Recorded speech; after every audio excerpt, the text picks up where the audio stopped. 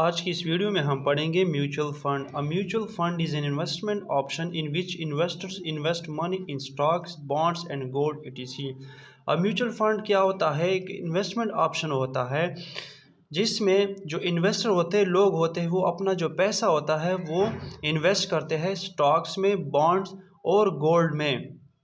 ٹھیک ہے، تو وہ کس طرح اس پیسے کو اس میں انویسٹ کرتے ہیں؟ اس کے لیے ہمارے پاس کیا ہوتا ہے؟ Professional fund manager in charge of the mutual fund scheme channels these funds into other investment. اچھا، اب کیا کرتے؟ ایک پروفیشنل فنڈ مینیجر ہوتا ہے جو انچارج آف میوچل فنڈ ہوتا ہے، ٹھیک ہے، جو میوچل فنڈ سنبھالتا ہے، وہ جو ہمارا پیسہ ہوتا ہے اس کو ڈائریکشن دے دیتا ہے، وہ ان میں جو اسٹاک بانڈ اور گولڈ ہوتا ہے ان میں انویسٹ کرتا ہے. ٹھیک ہے، وہ ہمارے لیے انویسٹ کرتا ہے.